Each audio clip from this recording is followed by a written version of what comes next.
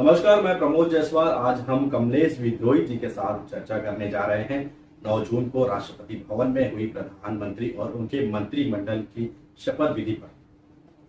कमलेश जी, आपका बहुत बहुत हमारे डिबेट में धन्यवाद। नमस्कार। मैं चाहूंगा कि दर्शकों को आप अपना परिचय दीजिए। मैं कमलेश विद्रोही अर्निंग करोड़ टाइम्स का संपादक हूँ।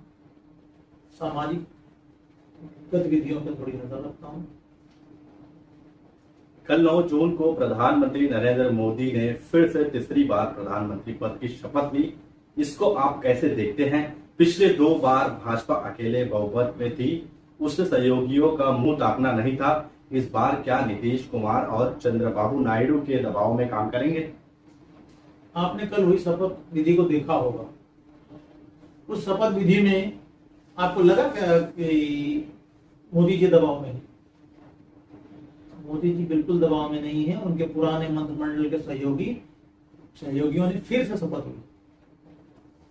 वही वित्त मंत्री होगा, वही गृह मंत्री होगा जो पुराना था। और हाँ, ये है कि सीटें कुछ कम आई हैं। 240 सीटें आई हैं भाजपा की अकेले। बाकी उनके जो सब मिलजुल कर जो है एनडीए है, वो उसकी 302 सीटें हो गई हैं, जो कि तो पहले 292 थी। 10 लोग और जुड़ गए तो उनकी 302 सीटें बन चुकी हैं। इसलिए उन पर कोई दबाव नहीं होगा और वो फिर बेधड़क पिछले 2 टर्म की तरह ही सरकार चलाएंगे और गंभीर फैसले लेंगे।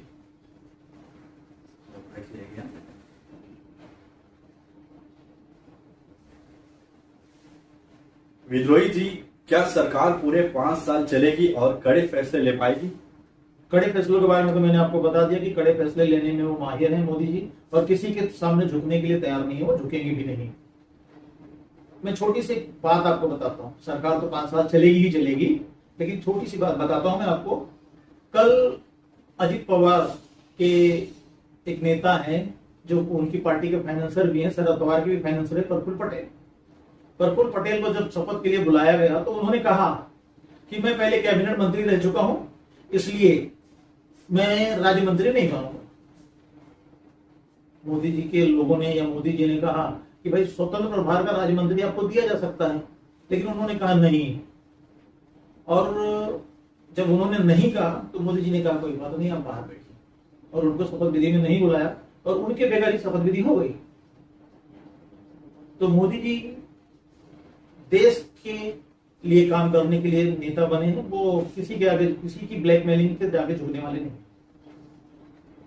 मोदी जी का ये कैसा सबका साथ, सबका विकास और सबका विश्वास है जो 71 लोगों की शपथ में एक भी मुस्लिम प्रतिनिधि ने शपथ नहीं लिया, इस पर क्या कहेंगे आप? देखिए, मुस्लिम लोग पता नहीं क्यों मोदी जी को अपना दुश्मन मानते हैं।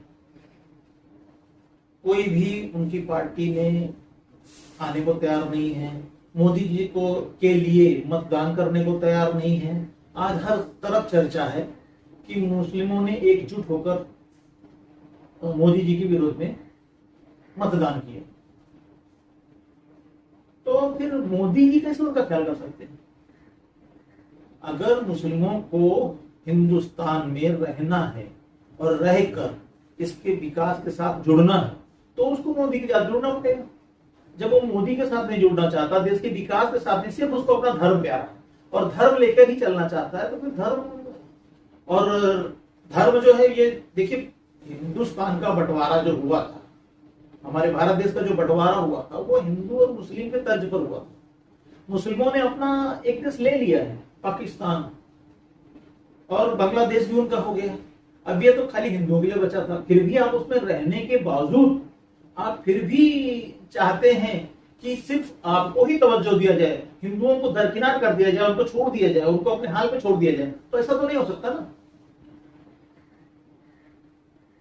अब यहाँ के रहने वाले मुस्लिमों को जो यहाँ विकास हो रहा है, उस विकास में सहभागी होना चाहिए जी। उनको हर विकास में सहयोग देना चाहिए। और जब देख रहे हैं देश तरक्की कर रहा है तो उस देश, इसी देश में वो रह रहे हैं ना, उनकी भी तरक्की हो रही है।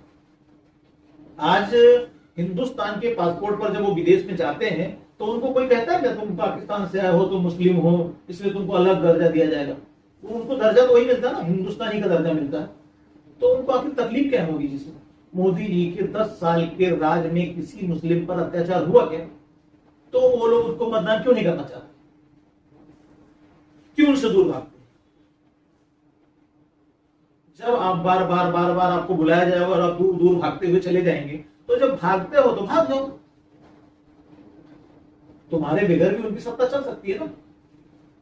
अगर देश के विकास में, देश में आपको सहयोगी बनना है तो आपको धर्म नहीं देखना है, आपको पहले एक अच्छा नागरिक बनना है और उसके साथ देश के तरक्की में सहयोगी होने के लिए तत्पर रहना चाहिए।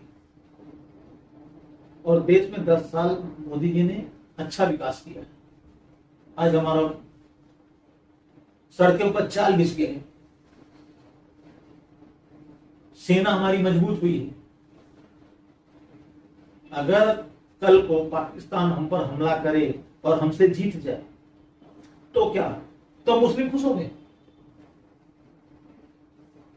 अगर देश को मजबूत कर रहे हैं मोदी जी, तो मोदी से विरोध क्यों कर रहे हैं लोग? क्यों विरोध इनका है? क्यों उन्होंने मतदान नहीं किया? क्यों एकजुट होकर मोदी जी के विरोध में मतदान किया उन्होंने? तो जब उन्होंने एकजुट होकर मतदान किया तो मोदी जी ने बिल्कुल दरकिनार किया। मैं तो मोदी जी की इसमें कोई गलती मानता नहीं। मोदी जी जो कर रहे हैं वो देश की तरक्की के लिए कर रहे हैं, और देश की तरक्की में जो सहभागी हो उनके साथ रहेगा, और जो देश की तरक्की में सहभागी नहीं होना चाहता उसको दरकिनार ही करना पड़ेगा। और इसी तरह से देश की राजनीति जब चलेगी तो ही देश तरक्की पे आएगा। राहुल गांधी 2008 में चाइना से पैक्ट करते हैं, समझौता करते हैं। उस समझौते में क्या लिखा है क्यों नहीं बताते? मतदान के समय उनको हर गली में ये बताने के बजाय कि हम 8,500 रुपया देंगे हर महीने, हम 1 लाख रुपया महिलाओं को देंगे वर्ष में, ये बताने के बजाय उनको ये बताना चाहिए था कि चाइना से हमने क्या पैक्ट किया था, क्या समझौता किया था एक पार्टी के तौर पर। क्यों नहीं बताया उन्होंने? उनका समझौता चाइना से होगा, उनका समझौता पाकिस्तान से होगा और देश को बर्बाद करेंगे, और मुस्लिम कम्युनिटी उनका सहयोग देगी। मतलब मुस्लिम कम्युनिटी चाहती ही नहीं कि हमारे हिंदुस्तान की तरक्की हो। इसलिए मैं तो कहता हूं जो उन्होंने किया वो सही किया। विद्रोही जी, इसी पर हम चर्चा समाप्त करते हैं क्योंकि हमारा भी काफी वक्त हो चुका है। तो आप सभी का बहुत बहुत धन्यवाद, देखने वालों का हमारे चैनल को, और हमारे चैनल को सब्सक्राइब कीजिए, लाइक कीजिए, शेयर कीजिए, ताकि और भी लोग हमारे डिबेट से जुड़ सके। अगर आपको हमारे डिबेट में आकर अगर किसी तरीके से कोई बातें रखनी है तो उसके लिए भी हमें संपर्क कर सकते हैं। धन्यवाद, नमस्कार।